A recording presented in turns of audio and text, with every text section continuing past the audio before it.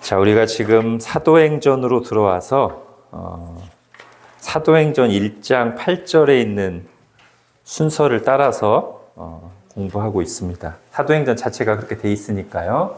다시 한번 사도행전 1장 8절 핵심 내용을 보면 오직 성령이 너희에게 임하시면 너희가 권능을 받고 어디로요? 예루살렘과 온 유대와 사마리아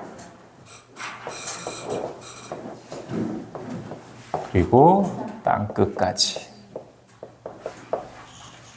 자, 우리가 지난주까지는 어디까지 했냐면 성령님이 오셔서 드디어 예루살렘에 신약 교회가 생겼고, 그런데 그 교회는 어떤 교회예요? 이상적인 교회가 아니라 현실적인, 그죠? 그래서 비관적인 게 아니라 낙관적인, 이것이 우리가 성경이 우리에게 보여주는 성경과 교회와 역사에 대한 관점이라고 했어요. 그래서 지난주에 보면 예루살렘 교회에 이런저런 문제가 있었어요. 죄의 문제도 있었고, 갈등과 분열의 문제도 있었고, 외부에서 오는 박해와 고난의 문제도 있었지만, 그것 때문에 교회가 없어지거나 그런 게 아니라 하나님의 그런 것들을 다 사용하셔서 교회가 성숙하게 하시고, 특히 마지막 세 번째 그 박해라고 하는, 고난이라고 하는 문제를 통해서 드디어 예루살렘에만 있던, 또는 예루살렘에 가득 차 있던 이 복음이 박해라는 돌을 풍덩 던지자 흘러넘쳐서 주르르르르 가서 어디까지 이르렀냐면 지난주까지는 유대 여러 지방과 사마리아까지 이른 데까지 봤습니다. 자, 이제 오늘은 여기가 굉장히 중요한 턱이 있어요. 넘기 힘든. 물론 사마리아의 땅에 가는 것도 쉽지 않았어요. 왜냐하면 유대인들이 사마리아 사람들에 대한 편견, 사마리아 사람들을 굉장히 싫어했으니까.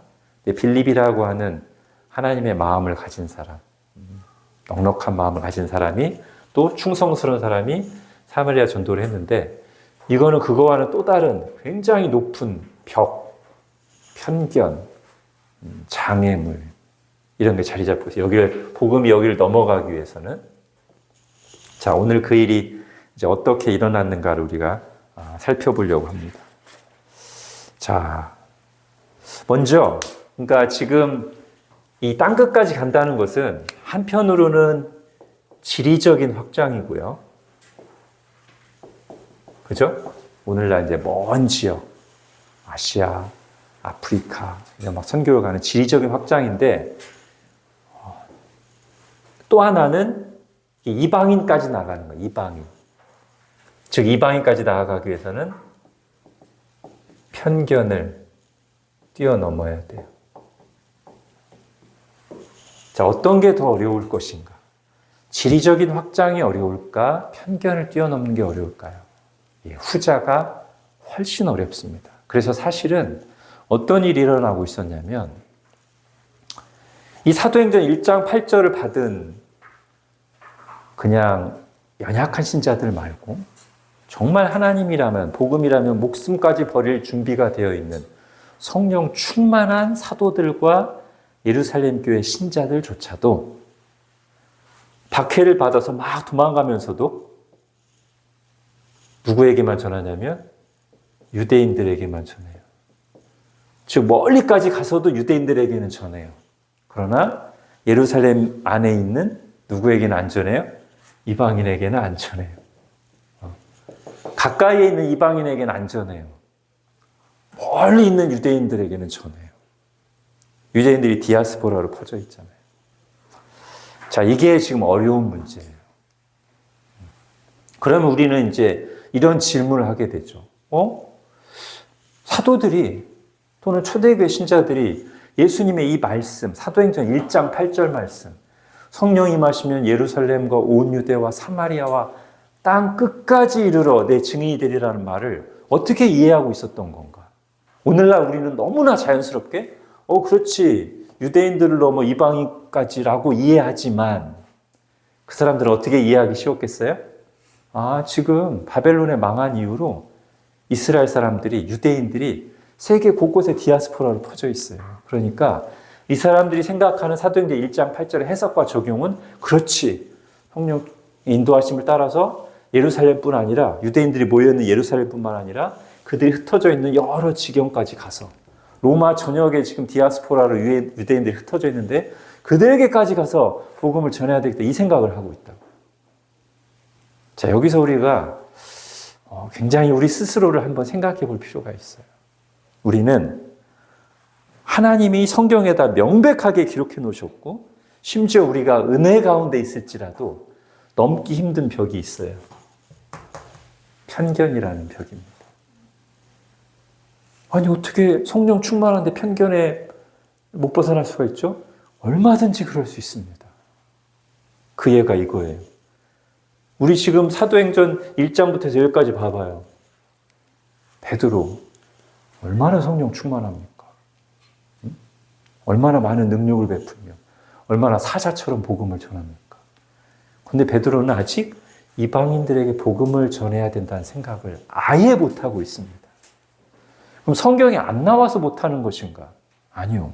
우리가 구약개관 때부터 살펴봤고 지지난 시간에 것도 한번 정리했지만 하나님께서 처음 이스라엘 백성을 부를 때부터 내가 너로 큰 민족을 이루고 너를 통하여 모든 민족이 복을 받게 하겠다가 처음부터 있었어요. 그리고 선지서 곳곳에 보면 하나님께서 이방인들도 구원하신다는 얘기가 얼마든지 있어요. 그리고 심지어 예수님께서 이 땅에 오셔서 공생의 기간에도 예수님이 이 말씀에 축약된 버전으로 예루살렘에서 복음을 전하시고 사마리아에 가서 사마리아 여인도 만나주시고 그 다음에 데가볼리나 예루살렘 안에 있는 이방인들에게도 말씀을 전하시고 은혜를 베푸셨어요. 그러니까 만약에 편견에 사로잡혀 있지 않고 예전에 주신 기록된 말씀과 지금 예수님이 하신 일들을 다 봤다면 이제 예수님이 오셔서 유대인들뿐 아니라 모든 이방인들에게 말 그대로 모든 민족에게 구원 임하게 되었구나를 알고 받았어야 되는데 마음속에 있는 이 두꺼운 벽, 전통, 내가 그동안 살았던 문화, 내 개인적인 편견 이런 것들은 웬만한 은혜의 수위로는 넘기가 어려워요. 자, 그런데 어떻게 해야 될까요? 이 사람들은 그런 상황이 있지만 하나님은 반드시 저기를 넘어서 저 계획을 이루시려고 한단 말이에요. 그래서 여기서 하나님의 강력한 개입이 일어납니다. 자, 지도를 하나 보면 여기가 이스라엘이에요. 딸꾹을 한번 했었죠? 딸꾹. 여기가 갈릴리, 사해, 염해, 여기가 요단강. 자, 대충 여기가 이제 이런 데가 가이사랴라는 지역이 있고요. 여기에 욥바라는 곳이 있어요. 욥바. 이 욥바를 기억한다면 정말 대단한 건데. 구약 성경에 한번 나왔어요. 욥바가. 요나가 하나님이 이쪽으로 가서 니느웨로 가서 거기도 이방인이죠. 아수르의 큰 도시. 거기 가서 말씀을 전하라고 했더니 요나라고 하는 선지자가 반대 방향 저쪽 땅끝 스페인 쪽 그쪽으로 가려고 다시스라는 스페인 쪽 땅으로 반대편으로 가려고 어디로 오냐면 욥바라고 하는 항구 도시로 옵니다. 요나가. 그리고 욥바에서 배를 타요. 거꾸로 가다가 하나님이 풍랑을 내리셔서 다시 정신 차리게 해서 요나가 여기로 가잖아요. 자, 바로 그 욥바에 지금 누가 머물고 있냐면 사도 베드로가 머물고 있습니다. 베드로를 예수님께서 마태복음에서 뭐라고 했냐면 바요나 시모나 그랬어요. 무슨 뜻일까요? 바가 아들이란 뜻이에요. 요나의 아들 시모나 이런 뜻이에요. 재밌네요. 그죠? 요나가 옛날에 이방인들에게 말씀 전하라는 것을 거부하면서 하나님의 뜻에 거슬러서 반대 방향으로 갔던 그 마을, 그 항구 도시 욥바에 이제 요나의 아들이라고 불리는 베드로가 딱 자리를 잡고 있는데 이번에도 하나님께서는 이방인들에게 복음을 전하라는 말씀을 여기서 베드로에게 주십니다. 그런데 이게 보통 그걸로는 이 편견을 뛰어넘기 어렵기 때문에 하나님께서 아주 강력하게 개입하셔서 베드로에게 환상을 보여주세요. 어떤 환상이냐? 하늘에서 베드로가 이제 딱 위에 어디서 이제 기도하고 있는데 밖에서 하늘에서 보자기가 내려와요. 딱 끈이 매달리는 보자. 그리고 여기에 온갖 구약 성경에서 먹지 말라고 했던 부정한 짐승들이 잔뜩 들어서 우글거리고 있습니다. 그리고 하늘에서 음성이 들립니다. 베드로야, 일어나 그것을 잡아서 먹어라. 베드로가 즉시 거부합니다. 하나님, 저는 부정한 짐승을 입에 댄 적이 없습니다. 이거 율법에 금한 건데 왜 먹으라고 하십니까? 안 됩니다. 다시 하늘에서 음성이 들립니다. 내가 깨끗하다고 한 것을 네가 부정하다고 하지 말아라. 하나님은 이미 이것을 깨끗하게 하셨다는 거예요. 자, 지금 음식 얘기를 하고 있는데요. 자, 이 음식 얘기도 이미 주님께서 이 땅에 계실 때 가르치신 적이 있어요. 예수님과 제자들이 손 안 닦고 뭐 먹으니까 바리새인들이 와가지고 막 따지고 또 비난해요. 왜 정결하지 않게 음식을 먹냐? 그랬더니 예수님이 그들의 위선을 책망하시면서 이런 말씀하시죠. 입으로 들어가는 것이 사람을 더럽게 하는 것이 아니라 입에서 나오는 것이 사람을 더럽게 한다. 여기서 입에서 들어가는 것이란 음식을 말하는 거예요. 그러면서 복음서에서 뭐라고 거기에 해석을 덧붙이냐면 이러므로 주님께서 모든 음식을 깨끗하다 하시니라 라는 해석이 붙여 있어요. 즉 예수님께서 이 땅에 계실 때 이미 이 부분에 대해서 가르침을 주셨어요. 그렇지만 베드로는 유대인의 그 전통과 편견에서 벗어나지 못하고 있어요. 다시 한번 이 환상을 보여주십니다. 그런데 이번에는 이 환상을 보여주신 이유가 음식 때문만은 아니에요. 음식보다 더 중요한 무슨 문제? 이방인. 구약시대에는 할례를 받지 않는 율법을 지키지 않는 이방인들에 대한 구원의 문이 사실상 닫혀 있었어요. 그러나 이제는 그렇지 않다는 것을 보여주려고 베드로의 마음을 준비시키려고 저 환상을 3번을 보여주십니다. 하늘에서 음식이 내려왔다가 일어나 잡아먹으라. 내가 깨끗하게 했다. 3번이에요. 그래서 베드로가 도대체 지금 이 타이밍에 이 환상을 왜 보여주시는가? 마음으로 진지하게 고민이 되겠죠? 환상은 봤지만 아직 환상을 보여주신 이유는 몰라요. 자, 그런데 그렇게 기도하고 이제 밥 먹으려고 하는데 이 가이사랴에서 이방인 로마 장교 고넬료라고 하는 장교가 보낸 사람이 문을 뚝뚝뚝 두드립니다. 베드로가 기거하고 있는 집에. 그래서 우리가 여기에 있는 시몬 베드로라는 사람을 찾으러 왔다. 딱 보니까 이방인이에요. 자, 이방인하고는 교제가 금지되어 있었어요, 그동안. 근데 성령님께서 다시 베드로에게 말씀하십니다. 아무 의심하지 말고 저 사람들을 따라가라. 그러니까 지금 베드로는 아까 그 환상과 지금의 이 상황이 아직 무슨 뜻인지 확실히 이해는 안 되지만 딱 접목이 되겠죠, 그죠? 구약시대에 금하던 일을 주님께서 깨끗하게 했다 하라고 하시고 실제로 그 순간 이방인들이 왔는데 성령님께서는 따라가라고 하시고 따라갑니다. 아마 여기서부터 여기까지 쭉 가는데 길이가 있으니까 가면서 아마 계속 생각할 거예요. 하나님의 뜻이 무엇인가? 그래서 집에 딱 도착했는데 여전히 베드로는 아직도 뭔가가 지금 껄끄럽습니다. 이 사람들이 막 환영하면서 하나님께서 천사를 통해서 우리에게 욥바에 있는 시몬을 청해서 베드로를 청해서 말씀을 들으라고 했다고 하는데 베드로가 이런 정말 하나님께서 유대인뿐 아니라 이방인들 가운데서 하나님을 경외하는 자들에게 은혜를 주시는구나 라는 걸 깨달았습니다 하면서도 한마디 더 붙여요. 원래는 유대인은 이방인들하고 상종하면 안 되는데 하면서 약간 이렇게 경계하면서 들어갑니다. 어쨌든 말씀을 전해요. 가서 복음의 말씀을 전합니다. 그랬더니 그 순간 고넬료와 같이 모여있던 가족들, 아마 하인들까지 다 모여있을 가능성이 많죠.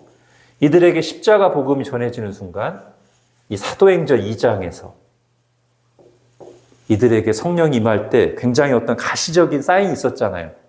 드디어 성령님이 오셨다는 걸 보여주기 위해서 그들이 막 방언도 하고 또 막 가시적인 표가 있었단 말이에요. 그게 이들에게도 나타나요. 베드로가 복음을 딱 전하는데 그들에게 그런 현상이 일어나요.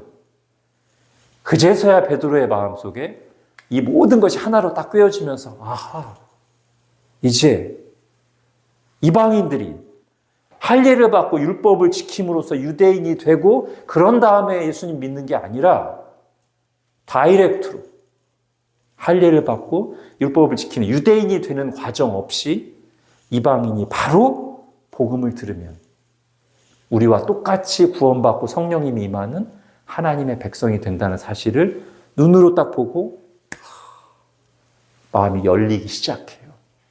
제가 시작이라고 말한 이유는 이 정도 경험을 했으면 딱 정리가 될 것 같죠? 아니요.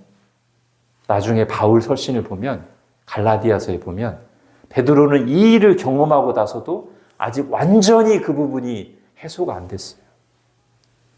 그래서 나중에 이방인들하고 막 식사하고 있다가 예루살렘에서 온 사람들이 딱 들이닥치니까 나중에 자기 욕먹을까 봐 그 자리에서 딱 피해요. 그 자리에 누가 있었냐면 바울이 있었습니다. 바울은 이게 확실히 정리된 사람이죠. 이방인의 사도니까. 그래서 자기보다 먼저 사도인 대선배 베드로를 그 자리에서 책망합니다. 당신이 어째서 이런 위선을 행하느냐? 왜 복음의 진리를 따라 행하지 않느냐? 예. 이 정도로 편견이 깨지기 어려워요. 자, 그래서 베드로가 그렇게 가이사랴까지 가서 고넬료에게 복음을 전하고 고넬료의 가정에 성령이 임하시는 걸 딱 보고 왔어요. 그 소문이 예루살렘 교회에 났어요. 예루살렘에 있는 유대인 그리스도인들이 베드로에게 뭐라고 할까요? 비난합니다. 당신 어떻게 사도라고 하면서 이방인들 집에 그렇게 들어가가지고 그렇게 했습니까? 이게 지금 유대인 교회 분위기예요. 그래서 베드로가 다시 한번 길게 이 전후 사정을 자세히 기록합니다. 자, 그래서 성경에 보면 사도행전 10장에 지금 제가 말한 이 내용이 길게 기록되어 있고요. 다시 한번 반복해서 11장에는 거의 똑같은 내용을 베드로가 유대인들에게 설명하는 방식으로 또 한번 길고 자세하게 기록되어 있어요. 자, 왜 28장 되는 성경에서 이 한 사람, 고넬료라고 하는 이 가정 한 사람 예수님 믿은 얘기가 10장에서 길게 자세히 11장에서 길게 자세히 기록된 이유가 뭐라고요? 이게 지금 너무나 중요한 문제이기 때문에 이방인들도 이제 유대인이 될 필요 없이 복음을 들으면 우리와 똑같은 그리스도인 하나님의 자녀가 된다는 사실이 너무 중요한 내용이기 때문에 사도행전에서 굉장히 비중을 두어서 2장에 걸쳐서 반복해서 기록하고 있어요.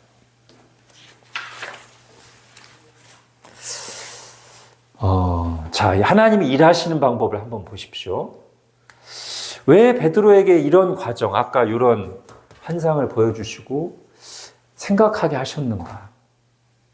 그냥 이럴 수도 있잖아요. 하나님이 그냥 명제로, 야, 이제 이방인에게 복음 전해도 돼.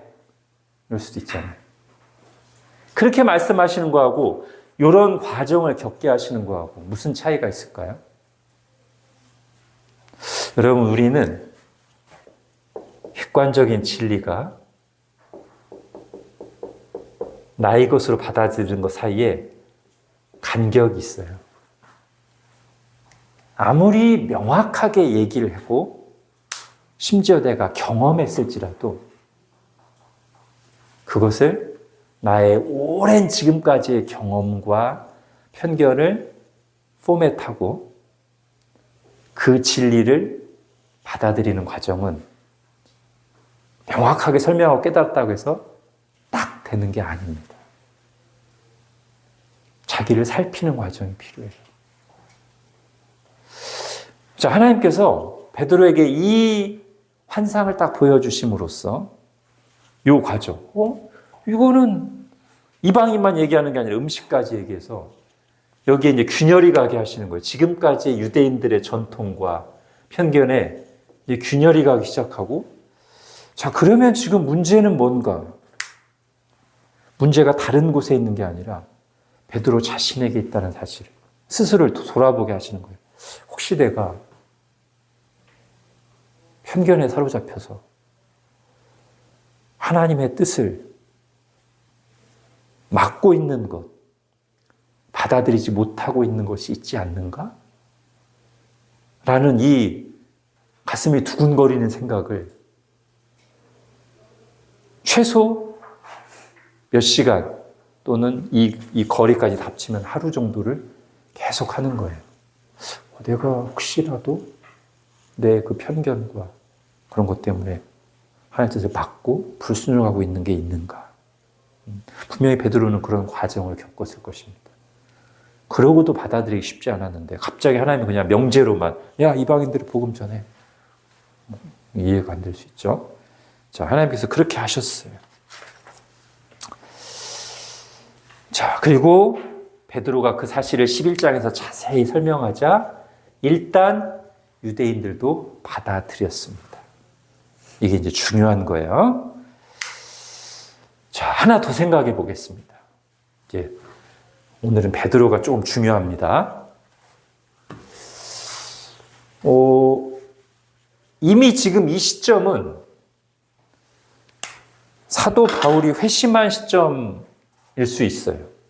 사도 바울이 9장에서 회심했잖아요. 그죠? 9장에서 사도 바울이 회심했어요.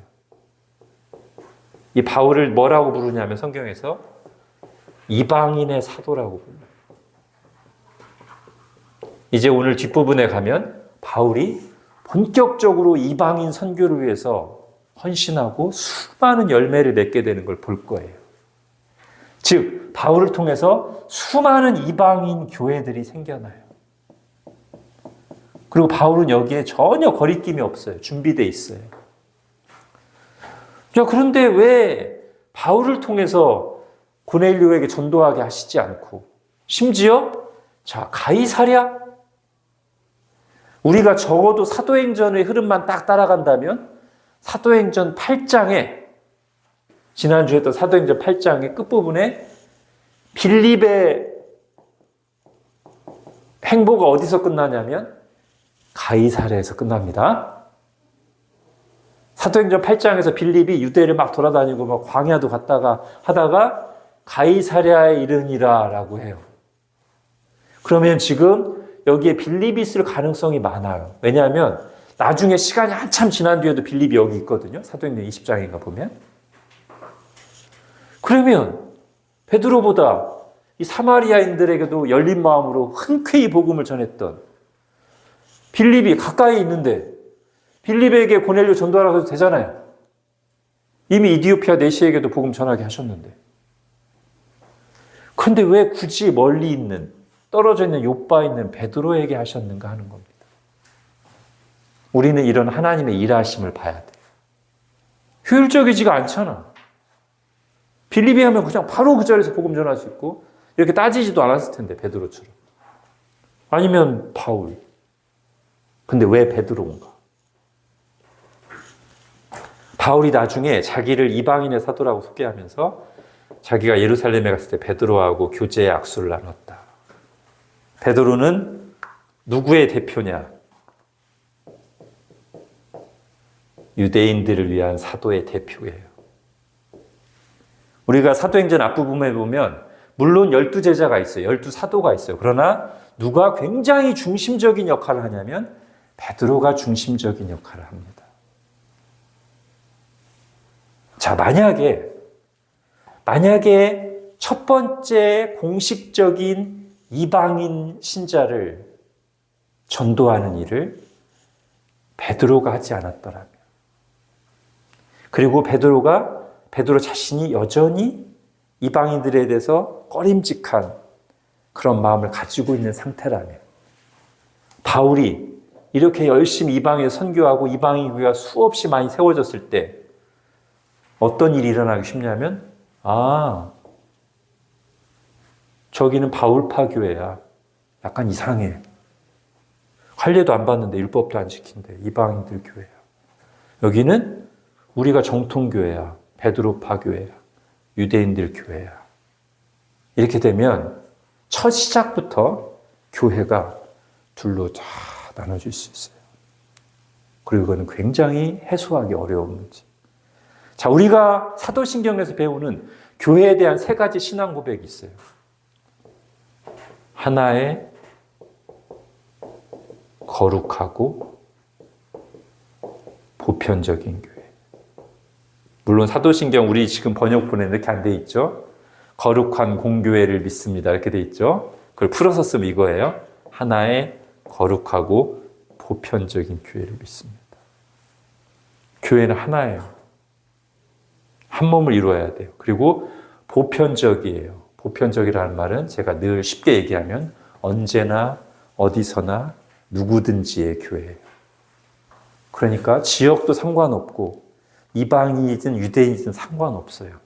똑같은 그리스도의 터 위에, 사도들의 터 위에, 똑같은 복음의 진리 위에 세워진 똑같은 교회인데 이렇게 되면 교회의 보편성이 깨져요. 교회의 하나됨이 깨져요. 그래서 하나님은 굳이 가이사랴에 있는 준비된 선수 빌립도 아니고 장차 이방인을 위해서 평생을 사역할 이방인의 사도인 바울도 아니고 지금까지 유대인 교회를 세우는데 중추적인 역할을 했던 유대인들의 사도의 대표자인 베드로를 통해서 최초의 이방인 신자를 전도하게 하고 교회로 받아들여지게 함으로써 모든 교회는 동일한 사도들, 동일한 복음 진리에 세워진 하나의 보편적인 교회다라는 것을 분명히 하고 싶으셨던 겁니다.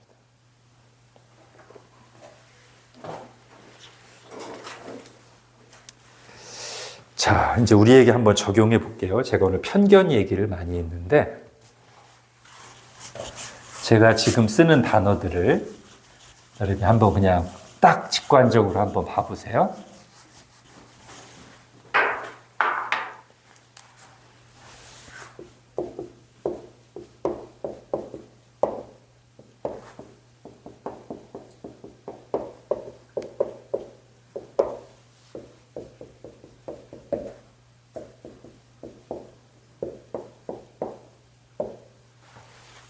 뭐 있냐?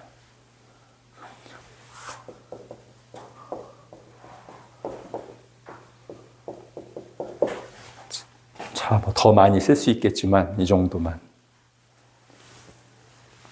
자, 여러분 여기 있는 이 단어들, 이 내용들 중에 혹시 이걸 딱 봤을 때 뭔가 마음이 불편하거나 뭔가 이렇게 부정적인 감정 또는 부정적인 감정은 아니지만 별로 그렇게 가까이 나랑 가깝지 않은 그런 게 혹시 있습니까?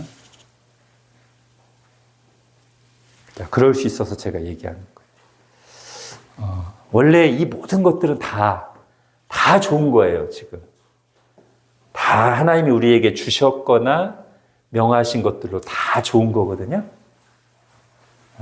그런데 내가 어떤 경험을 해왔는지 또는 내가 어떻게 배우고 들어왔는지에 따라서 어떤 사람들은 아마 이쪽 부분에 좀 거부감이나 불편함이나 그런 게 있을 수 있고 또 어떤 사람들은 그보다는 좀 이쪽에 대해서 뭔가 이렇게 경계하고 그다지 이렇게 탐탁하지 않거나 그럴 수 있어요.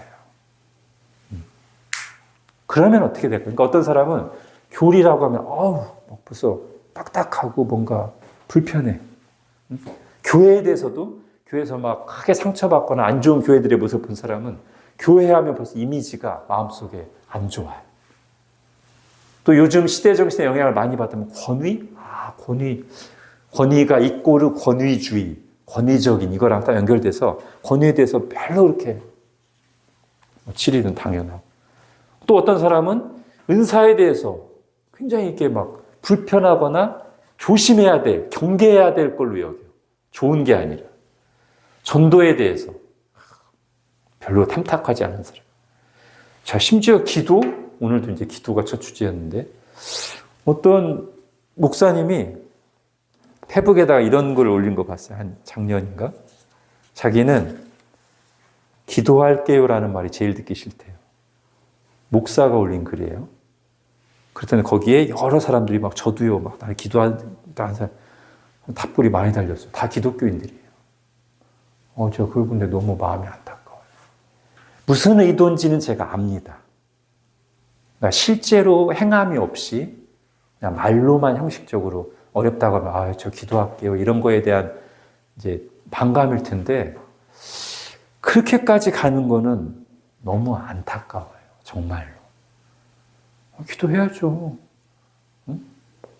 어려움을 당했을 때 제일 먼저 기도하는 게 너무나 당연하고 좋은 일인데 본인들이 기도에 대한 부정적인 경험 또는 기도만 강조하고 삶이 안 따라주는 것에 대한 부정적인 경험이 너무 안에서 계속 이렇게 막 자라나서 나중에는 기도 자체에 대한 또는 기도할게요라는 말, 이 좋은 말에 대해서도 부정적인 인식을 가지고 있어요.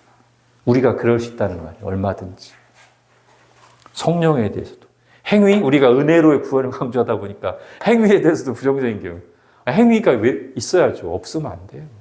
행함이 있어야죠. 자, 이렇게 우리가 그럴 수 있어요. 그럼 어떻게 해야 되죠? 이거는 그냥 놔두면 안 되는 거예요.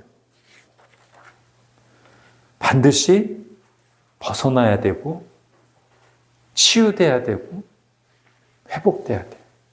안 그러면 이 부분에 있어서만큼 내가 어떤 부분에 딱 막혀 있으면 거기서는 더 이상 하나님의 말씀이 내게 들어오질 않습니다.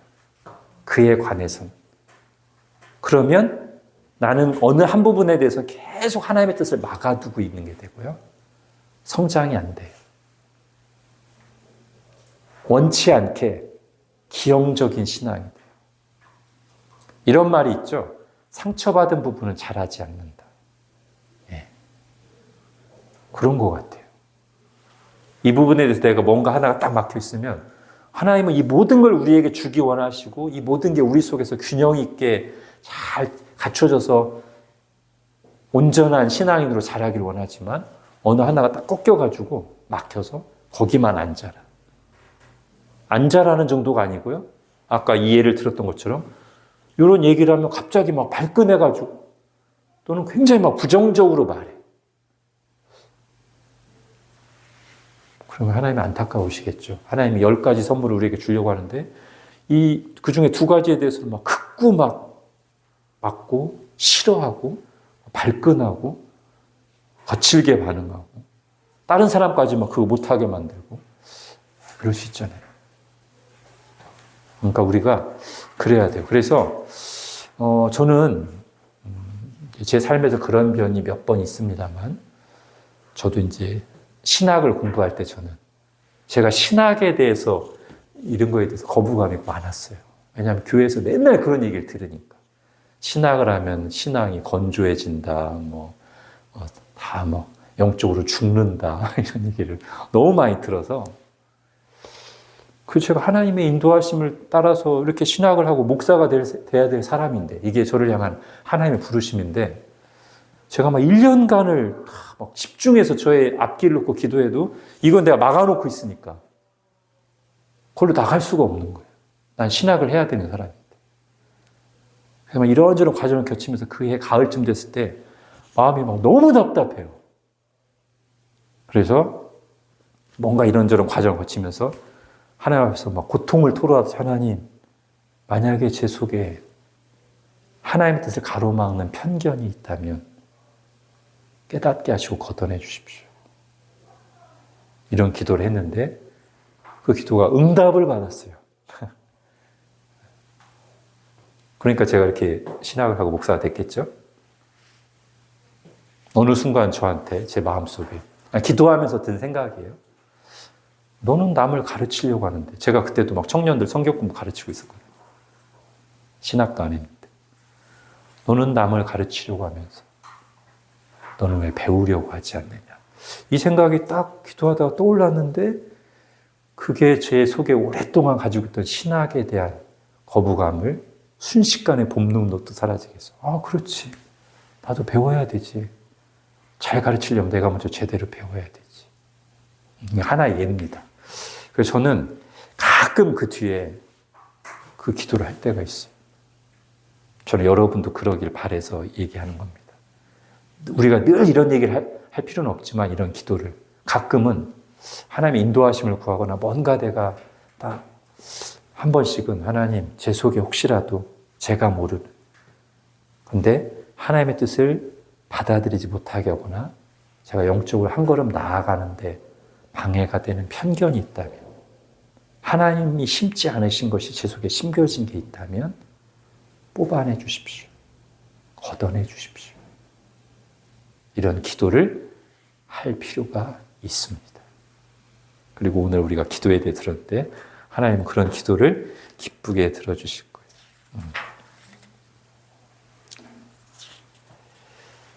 자, 이제 그 다음으로 나가겠습니다. 그래서 이제 드디어 이 벽이 금이 가기 시작했어요. 그리고 일단 물이 한번 넘쳐 흘렀습니다. 그러나 아까도 말씀드렸듯이 베드로를 통해서 첫 단추를 끼게 하셨지만 이방인 선교에 그 일을 본격적으로 감당해야 될 교회, 사도와 교회는 따로 있었으니 바로 이방인의 사도인 바울과 그리고 이제 예루살렘 교회가 아니라 이방인 선교의 전진기지가 되는 교회가 있어요. 안디옥 교회입니다. 자, 성경 한 두세 군데 찾아볼게요. 자, 사도행전 1장 8절이 예루살렘에서 머물러 있다가 사도행전 8장 가보십시오. 제가 지난주에 쇼브레인이라는 선교학자 얘기하면서 사도행전 1장 8절 순종하지 않으면 8장 1절 된다 그랬잖아요. 그죠? 자, 8장 1절 가보십시오. 사도행전 8장 1절.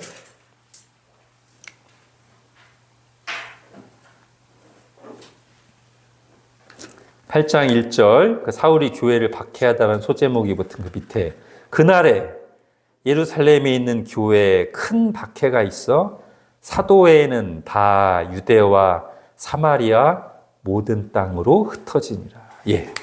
여기서 이게 이제 섭리적으로 이루어진 거예요. 박해라고 하는 파도를 타고 예루살렘에만 머물러 있던 교회가 유대와 사마리아로 흩어지는데 사람들이 유대와 사마리아로 그냥 도망만 가는 게 아니라 4절 보세요. 8장 4절. 그 흩어진 사람들이 두루 다니며 복음의 말씀을 전했어요. 그래서 예루살렘뿐만 아니라 유대와 사마리아까지 복음이 전해지고 교회가 세워졌단 말이에요. 자, 그런데 그게 거기서 멈추는 게 아니라 사도행전 10장을 가보십시오. 11장. 11장. 19절. 지금 고넬료 사건 이후에 19절. 그때 스데반의로 일어난 환란으로 말미암아 똑같은 박해입니다. 스데반이 순교하고 나서 예루살렘에 일어난 박해로 아까는 유대와 사마리아까지 퍼졌다고 했는데 이어서 그때 스데반의 일로 일어난 환란으로 말미암아 흩어진 자들이 유대와 사마리아까지만 간 게 아니라 베니게와 구브로와 안디옥까지 이르렀습니다. 자, 다시 이제 지도를 그려야 되겠다. 오랜만에 한번 지도를 그려볼게요. 이제 사도행전의 배경이 되는 지도인데 괴물의 입이라고 생각하면 됩니다. 괴물의 입이 있는데 이빨이 뻐드렁니가 2개가 있어요. 하나, 조금 넓적하니 하나, 그리고 두터운 혀가 있고요. 짧은 혀. 그 다음에 아래쪽 입 이렇게 돼 있어요. 여기가 지중해고요. 이게 로마, 이탈리아 반도, 이거는 그리스 있는 그리스 반도, 그리고 여기가 이제 오늘날로 하면 터키 지역이고요. 너무 크게 그렸나? 터키를? 잠깐만요. 너무 두꺼워서. 이 정도만 하겠습니다. 이 정도 하고. 여기가 이스라엘이에요. 이스라엘 위에 버니게, 페니키아가 있습니다. 여기가 베니게. 그 다음에 여기에 구브로, 키프로스라는 섬이 있어요. 그리고 조금 올라가면 요쯤에 안디옥이 있습니다. 그러니까 예루살렘에서 일어난 박해 때문에 퍼진 사람들이 유대와 사마리아까지 갔다가 더 나아가서 이제는 이스라엘 지경 바뀐 이방인들의 땅으로까지 나갔다는 거예요. 그리고 이 사람들도 역시 19절 계속 보세요. 말씀을 전했어요. 이 사람들도.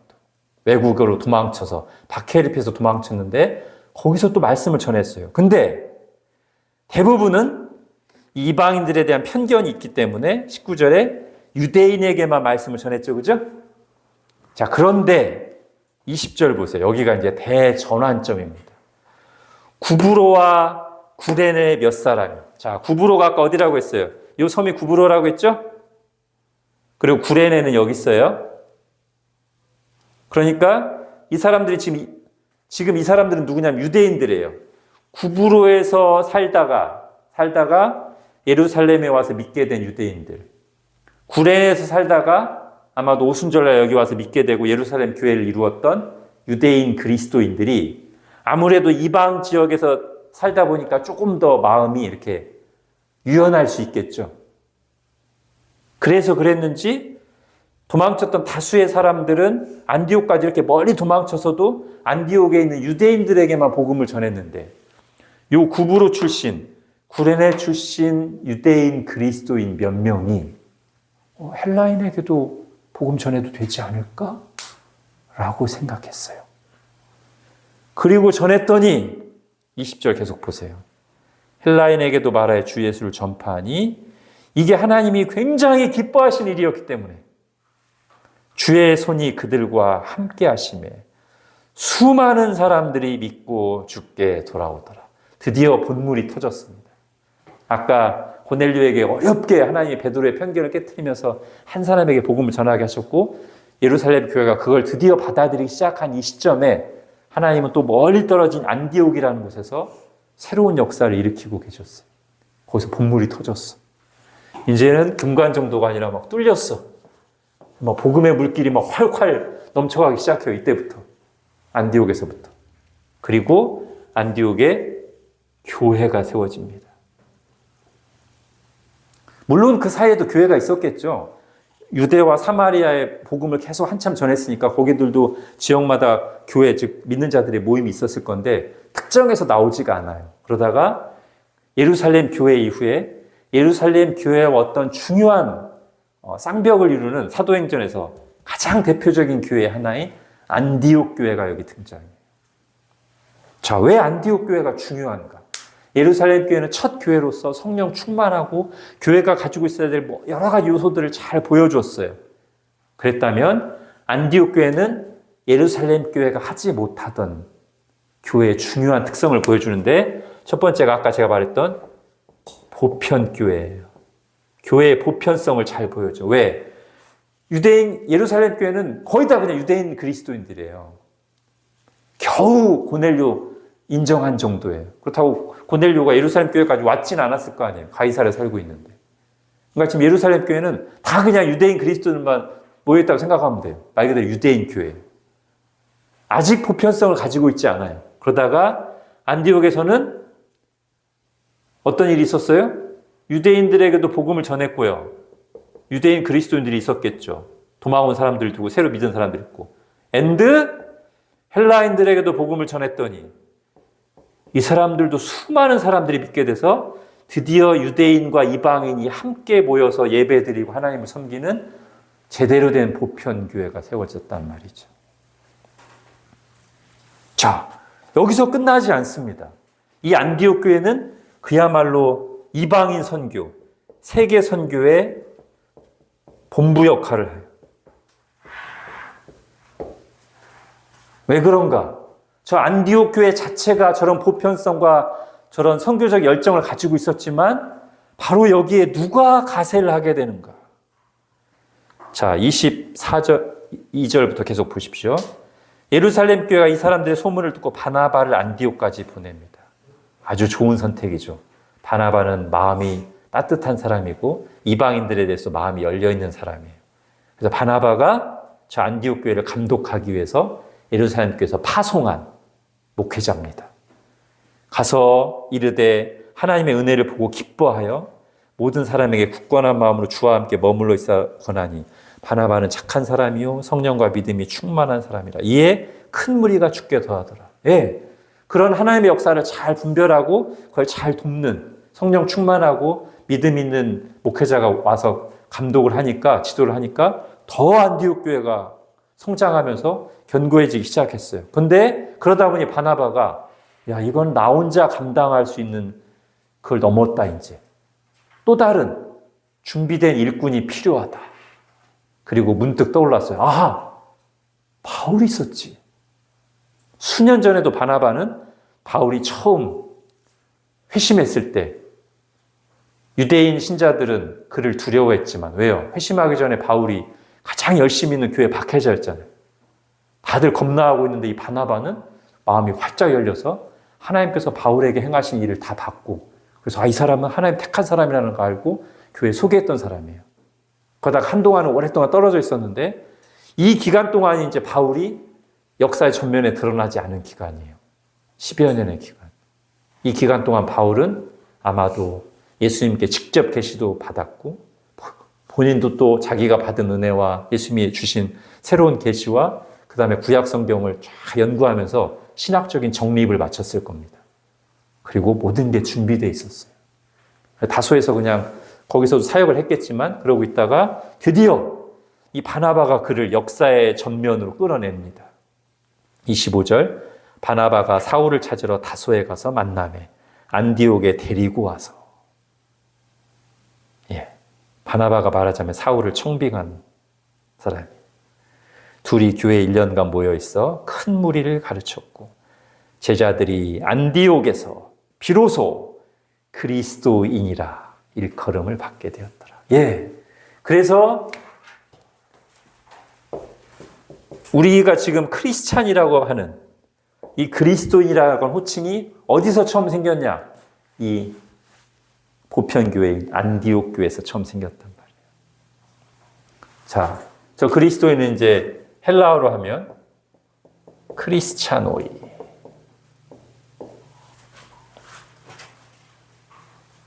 자, 로마 황제를 뭐라고 하죠? 카이사르라고 하죠.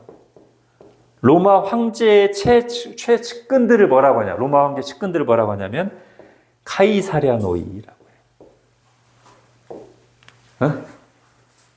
카이사르, 황제의 측근들을 카이사랴노이라고 한다고요. 근데 사람들이 세상 사람들이 이 안디옥 교회 교인들을 이렇게 뭐라고 불렀냐면 크리스찬노이라고 불렀다고요. 무슨 말이에요? 저들은 그리스도의 측근들이다. 예수쟁이들이다. 이렇게 불렀어요. 자, 그러면 우리가 생각하는 거예요.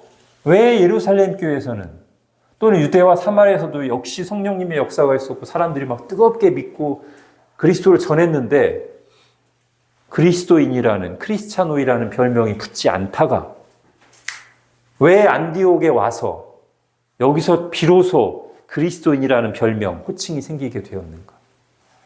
왜 그럴까요?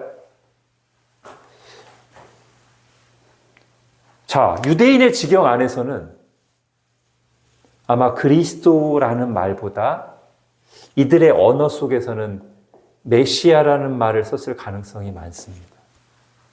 메시아가 히브리어로 기름 부음 받은 자고요. 히브리어. 이걸 헬라어로 바꾸면 그리스도가 돼요.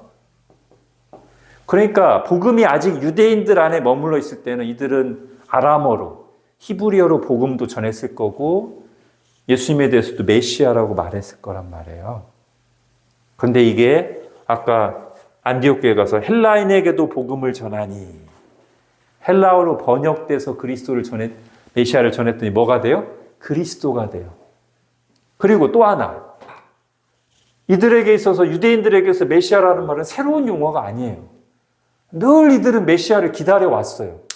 그러니까 이들에게 중요한 것은 우리가 기다려온 메시아가 바로 예수야, 이게 중요한 거지 메시아라는 용어 자체는 너무 익숙해. 그런데 유대인 밖으로 넘어가면 이 그리스도란 말은 익숙한 말이 아니에요. 근데 저희 안디옥에 모여있는 예수를 믿는다고 하는 사람들이 입만 열면 그리스도를 얘기해요. 그러니까 그게 이 안디옥 지역 사람들에게는 굉장히 신기한 거예요. 마치 우리나라의 서구 선교사들이 들어와서 예수님을 전해서 맨날 이 한국의 초대교회 신자들이 예수 하니까 한국 사람들이 볼 때, 저 예수쟁이들 한 거랑 마찬가지로. 그렇게 그리스도인이라는 말이 신자를 가리키는 호칭으로 시작됐고, 이게 그러니까 처음에는 그다지 좋은 의미가 아니었을 수도 있어요. 우리가 예수쟁이란 말이 그렇게 호의적인 말은 아니듯이. 그렇지만 신자들이 다 생각했을 때 크리스천회? 오케이. 우리 그리스도의 측근들, 우리 그리스도쟁이들, 그리스도 덕후들, 그리스도 매니아들, 오케이, 맞아. 우리 그거 받아들이겠어. accept. 그래서 나중에는 베드로 서신이나 이런 데도 보면 스스로 우리를 가리켜서 그리스도인이라고 부릅니다. 처음에는 세상이 붙여준 이름이었어요. 세상이 붙여준 별명을 교회가 받아들였습니다. 우리의 정체성을 잘 드러내주는 별명이기 때문에.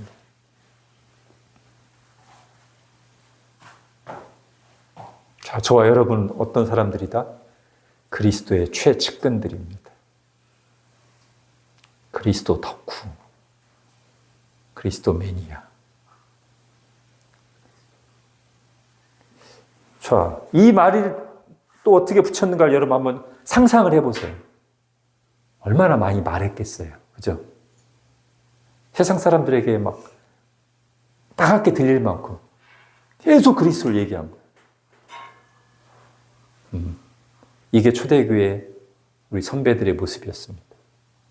박해를 받아서 도망치면서도 예수님이 그리스도십니다 라고 전하고, 그렇게 해서 생긴 저기 예루살렘으로 멀리 떨어진 이방 교회, 아직 그리스도라는 말조차 없던 곳에서 모여서 계속 그리스도를 얘기하고 전하고 찬양하고 그리스도의 이름으로 기도하고 하니까 세상 사람들이 다 별명을 붙일 만큼. 이것이 초대교회 신자들의 모습이었어요. 그리고 저게 바람직한 모습이죠. 여러분 바울 서신을 한번 읽어보시면요, 거의 두세 절, 한두 절에 한 벼씩 예수 또는 그리스도, 하나님이란 말이 끊임없이 나옵니다. 저는 그게 당연하다고 생각하지 않습니다.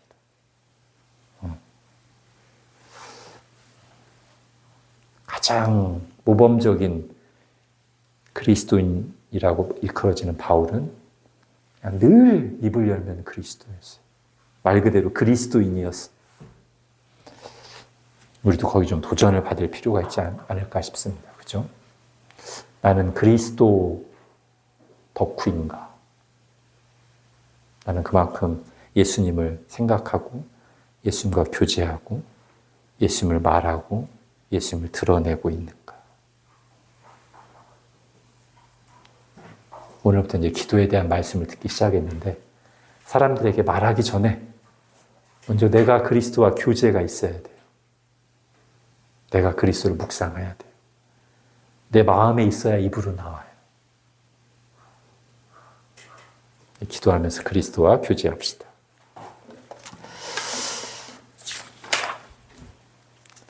자, 여기서 이제 우리 하나의 중요한 섭리를 생각합니다. 아까 예루살렘에 일어난 박해가 흘러 유대로 가고 사마리아로 가고 안디옥까지 왔잖아요. 그런데 이 예루살렘에 일어난 박해, 그 박해를 가장 열심히 했던 사람이 누구죠? 바울이잖아요. 자, 이 섭리를 한번 보십시오. 예루살렘에 복음이 가득 찼어요. 예루살렘 교회. 거기에 박해라는 돌을 풍덩 던져서 막 흩어지게 하고 막 그 흩어지는 물까지 막 쫓아다니면서 몰아댄 사람이 누구냐면 바울이었고, 근데 그 박해가 섭리가 돼서 유대와 사마리아와 안디옥까지 가서 안디옥에서 정말 복음적이고 보편적인 교회가 생겼는데, 그 교회에 누가 목회자로 부임을 한다? 바울이. 내가 여기서 막 팍 터뜨려가지고 뚝을 터뜨려서 저기 가서 큰 웅덩이가 생겼는데 거기 가서 바울이 그 물을 관리하는 목회자가 됐어요. 그리고 바울과 안디옥 교회의 만남은 이제 세계 선교의 새로운 장을 여는 하나님의 섭리가 됩니다. 자, 사도행전 13장 가보십시오. 13장 1절. 안디옥 교회에 선지자들과 교사들이 있으니 곧 바나바가 1번이에요. 니게르라는 시몬과 구레네 사람 루기오와 분봉과 헤롯의 젖동생 마나연과 및 사울이라. 사울이 맨 꼴찌네요. 그죠? 자, 그런데 주를 섬겨 금식할 때, 자, 이게 뭐 금식의 절기였을 수도 있고 아니면 뭔가 하나님이 우리에 대한 계획이 있을 것 같다는 그런 마음의 거룩한 부담감을 느껴서 교회가 합심해서 금식하며 기도했을 수도 있고, 아무튼 이 교회가 함께 주를 섬겨 금식할 때 성령님의 특별한 역사적인 인도하심이 나타났습니다. 이르시되 내가 불러 시키는 일을 위하여 바나바와 사울을 따로 세우라. 자, 여기서 성령님이 말씀하시는 내가 불러 시키는 일이라는 게 뭔가? 자, 13절 이어서 보십시오. 이에 금식하며 기도하고 두 사람에게 안수하여 보내니라. 오늘날로 하면 선교사 파송입니다. 그래서 4절 두 사람이 성령의 보내심을 받아 교회의 파송을 받아 실루기아에 내려가 거기서 배 타고 구브로에 가서 하나님의 말씀 전하기 시작해요. 다시 지도 보십시오. 아까 제가 여기가 구브로라고 했죠? 이 섬이 지금 안디옥에서 시작했는데 여기부터 가요. 왜 그럴까요? 바나바가 구브로 출신입니다. 그래서 아마도 바나바의 고향 땅부터 선교를 하고 그 다음에 올라가서 한 요 정도 오늘날 이게 터키 반도거든요. 그러니까 터키의 동남부 여기를 한 1년쯤 돌아다니면서 열심히 선교를 해요. 여기 뭐 곳곳에 교회가 생깁니다. 이게 바울과 바나바의 1차 선교 여행입니다.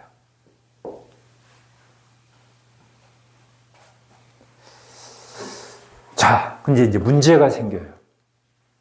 처음에는 안디옥에 교회가 세워지고 막 이방인들이 믿고 하니까 저 그리스도인이라고 하는 결실이 나왔다면 이제 바울을 통해서 보다 본격적인 세계 선교, 이방인 선교가 이루어지다 보니까 유대인 교회들이 경계하기 시작합니다. 특히 아까 예루살렘 교회가 고넬료가 믿게 되고 할례와 그런 게 없이 그리스도인 된 것을 처음에 받아들였지만 나중에 또 막 믿는 유대인 그리스도인들 많을 거 아니에요. 막 정통파들, 막 율법을 열심히 연구했던 사람들. 이런 사람들이 예루살렘 교회 안에 가득한데 이들이 바울의 이방인 선교 소식을 듣고 뭔가 못마땅해요.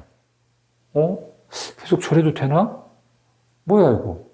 이방인들이 유대인이 되는 과정을 거치지 않고 다 그냥 그리스도인으로 막 들어오네? 막 교회들이 막 생겨나네? 그래서 따지기 시작합니다. 그건 아니다. 율법을 지켜야 된다. 할례를 받아야 된다. 그래서 그 사람들이 안디옥에까지 와서 막 시비를 걸어요. 막 논쟁이 일어나요. 그래서 이게 한번 정리가 필요한 문제가 됐습니다. 이제 원래 우리가 한번 이렇게 확장돼 나가다 보면 한번 방향을 정리할 때가 있는데 그 타이밍이 됐어요. 그래서 어떻게 하냐면 자, 그러면 우리 이 이방 선교를 열심히 했던 바울과 바나바도 오시고 안디옥 교회 다른 또 지도자들도 오시고 예루살렘의 사도들이 다 모여가지고 최초의 기독교 공의회라고 일컬어지는 예루살렘 총회가 열립니다. 또는 예루살렘 공회라고도 하고 예루살렘 교회와 안디옥 교회와 유대 교회들의 그런 특히 이 사도들 중심이 되는 사람들이 모여서 토론을 해요. 자, 여기에 드디어 누가 굉장히 중요한 인물로 등장하냐면 자, 베드로는 원래 중요했고요. 바울도 중요하죠. 그런데 이 예루살렘 교회 공회를 마무리 지은 사람은 누구냐면 예수님의 동생, 야고보서의 저자 야고보입니다. 나중에 바울이 갈라디아서를 쓴 거 보면 이 야고보를 기둥같이 여기는 인물이라고 표현해요. 우리 앞에서 한번 했었죠? 부활할 때 부활의 증인들 중에 누가 있었어요? 야고보가 있었잖아. 그러니까 단지 예수님의 동생이니까 교회에서 영향력 있는 사람이 된 게 아니라 저는 몇 가지를 생각해요. 하나는 사도 바울처럼 야고보도 부활의 증인이었어요. 부활하신 예수님 야고보를 특별히 찾아와서 만나주셨어요. 또 하나는 그만큼 야고보가 그 이후의 삶에서 매우 경건하고 모범이 되는 신앙생활을 했겠죠. 그죠? 예수님의 동생 중에서 첫째인데다가 부활하신 예수님이 그를 만나주셨고 그 다음에 그 이후에 완전히 변화된 삶으로 예루살렘 교회 장로로서 영향력 있는 역할을 했어요. 그래서 적어도 예루살렘 교회만 보자면 사도들을 능가할 정도의 영향력을 가지고 있었습니다.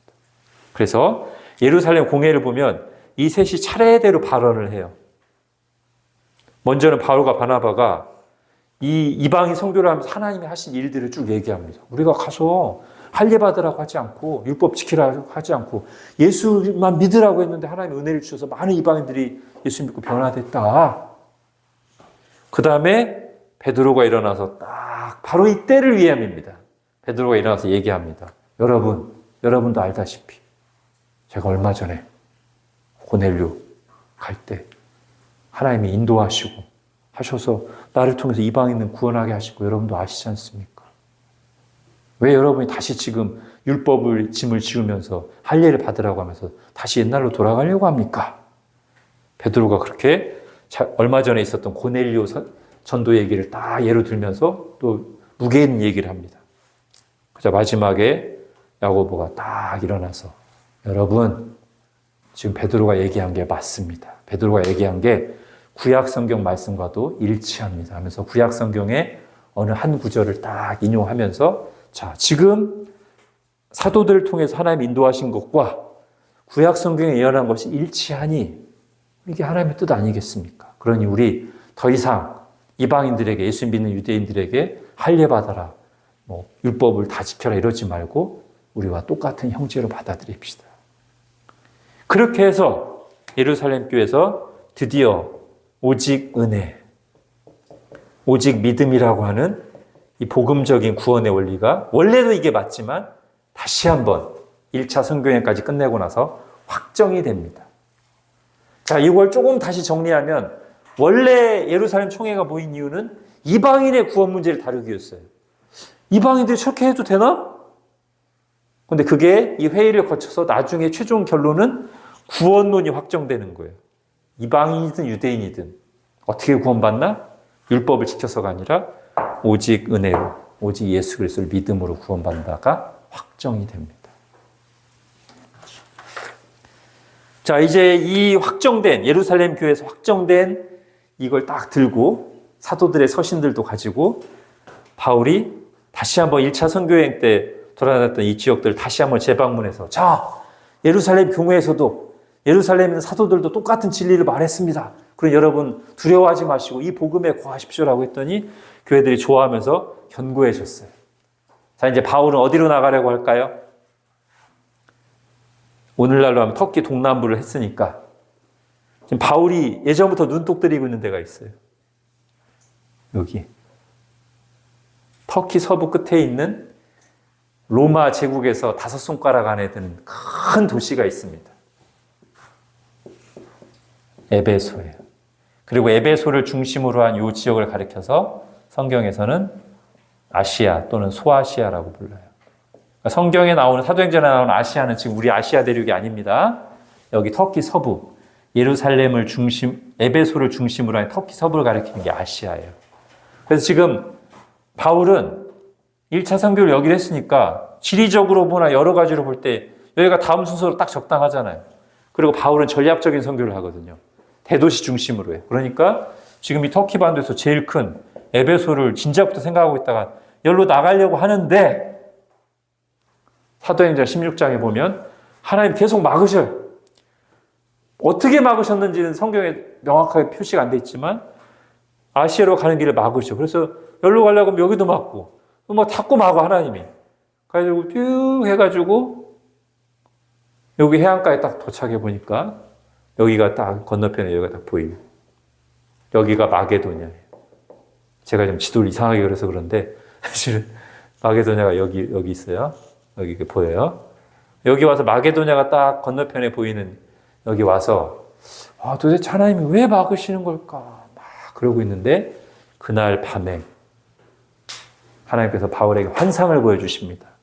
마게도냐 사람 하나가 손을 흔들면서 와서 우리를 도와주시오. 자, 아까 베드로하고 비슷해요. 인도하신 방법이. 그냥 처음부터 하나님이 야 마게도냐로 가 이렇게 하신 게 아니고 이 과정을 거치면서 왜 하나님이 이렇게 하시지? 하나님 뜻이 다른 데 있나? 막 고민하고 생각하고 막 하나님 뜻을 구하고 하는 중에 하나님이 그 환상까지 딱 보여주시니까 하나님의 계획은 내 생각과 다르구나. 오케이. 나는 당연히 에베소로 가려고 생각했었는데 내 생각을 접고 유럽으로 점프합니다. 그래서 왜 그런지는 잘 모르겠어요. 순서가 우리 생각에는 여기 했으니까 그 다음 여기, 그 다음 여기 아마 바울이 갔을 수도 있는데 하나님은 하나님의 뜻이 있으셔서 여기 하고 나서 여기가 아니라 여기 먼저 하고 그래서 마게도냐, 빌립보 교회, 고린도 교회 하고 그리고 나서 3차 선교여행 때 여기서 에베소에서 놀라운 부흥이 일어납니다. 자, 그 얘기를 다음 시간에 하도록 하겠습니다. 하나님, 오늘도 저희가 말씀을 통해서 하나님께서 어떻게 일하시는지를 봤습니다. 하나님께서 다양하게 일하시지만 일하시는 원리는 성경에 기록된 대로 하나님의 그 불변하시는 성품대로 우리에게 일하신다는 것을 압니다. 하나님께서는 우리 마음을 아시고 우리 수준을 아시기 때문에 우리가 이해할 수 있도록 우리의 편견이 깨지도록 그 과정들을 밟아가시고 그래야 해서 마침내 하나님께서 우리를 통해 하고자 하시는 일을 이루어 가시고 기록된 모든 말씀을 성취해 가신다는 것을 다시 듣습니다. 하나님, 혹시 우리도 하나님의 뜻에 순종하지 못하게 하는 어딘가 막고 있는 하나님의 말씀을 있는 그대로 받아들이지 못하게 하는 편견과 부정적인 경험과 생각들이 있다면 주님 우리 속에서 뽑아내 주시고 걷어내 주셔서 우리가 막힘없이 하나님의 모든 말씀을 있는 그대로 받아들이게 하시고 적극적으로 추구하며 앞으로 나아가게 하여 주옵소서. 특별히 하나님께서는 그렇게 부족한 우리들을 쓰셔서 만민 구원 역사, 모든 민족을 구원하는 역사를 이루어 가시는데 우리가 우리 선배들의 모범의 도전을 받아서 우리도 지금 여기에서 세상으로부터 예수의 사람들, 그리스도의 사람들이라고 불리게끔 그렇게 예수님 중심으로 살고 그리스도를 드러내는 삶을 살도록 저희를 주장하여 주옵소서. 예수님의 이름으로 기도합니다. 아멘.